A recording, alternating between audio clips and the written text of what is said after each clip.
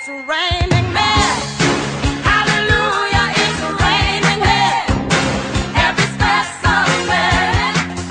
Hey everybody, it's Lucas, your Thursday. So I hope you're all doing well and recovering from the Gay High Holy Pride Week. I know it took me a few days to get all of the glitter out of my lungs. I think everyone has been a little bit confused about this week's topic. Monday and Wednesday I skimped out on making videos. So I'm just going to go with the progress of gay rights and the importance of everyone's involvement. So as hopefully most of you have heard, because if you haven't, you must have been sleeping under a rock or a very large hairy man. Last Friday night, New York passed an historic marriage equality bill that's set to take effect, I think, July 24th.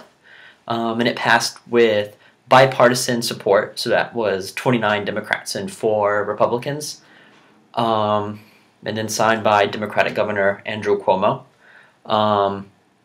We really all owe Governor Cuomo a really big round of applause because he just did such a great job getting this bill through in his first term. So now the question is, President Cuomo 2016? But up until our victory in New York, we've never really won a state with such a large population or even such a large cultural influence over the rest of the country and really the entire world.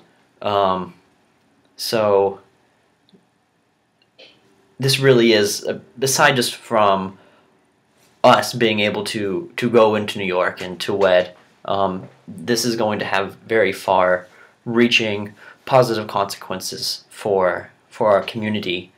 And some of those, as you may or may not have heard, is just not even a week after we've won in New York. Groups in Oregon and Maine have announced initiatives to put questions on next year's ballot, so that's 2012, to legalize same-sex marriage in those 2 states. And the really interesting thing is that for the past 2 decades we've been fighting these initiatives at the polls that would limit marriage to a one man and one woman. But these new initiatives are seeking to change that in states like Oregon, which has a state constitutional amendment. It would strike that amendment and institute a new one. I think that would be marriages between 2 persons and does not discriminate on the basis of sex.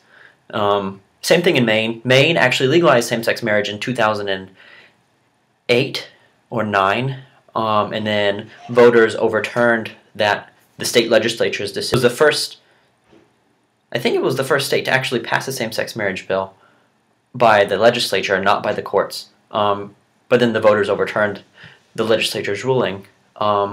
Anyway, and also in New Jersey, they just filed a lawsuit in New Jersey to overturn that state's ban on same-sex marriage. Right now, New Jersey only has civil unions, and they don't have a state constitutional amendment, but they don't issue same-sex marriage licenses. Anyway, this is where everybody else comes in, everyone in the LGBT community and all of our straight-ish allies. We all have an obligation to speak out and tell our stories.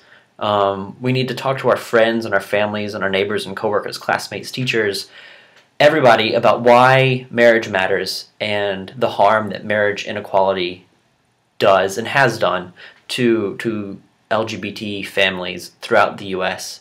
and the entire world. Without marriage equality, there's just a lack of social respect for our relationships, along with the denial of over 1,300 federal rights, ranging from Social Security to immigration, Medicare, survivor benefits, things that most people take for granted in their relationship, are really, they become things that we have to fight for. They're things that really cause just massive problems for LGBT couples. And some of these things are like survivor benefits. No one should have to deal with that when their spouse dies.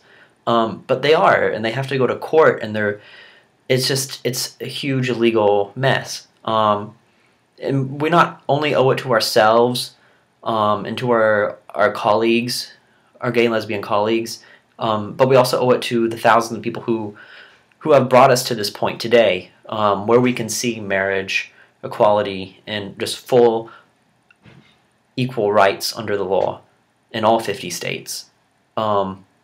We owe it to them because 60 years ago, when Harvey Milk was elected, the first openly gay elected official in the United States, he could have never imagined a day like this, where marriage equality is winning in states one by one,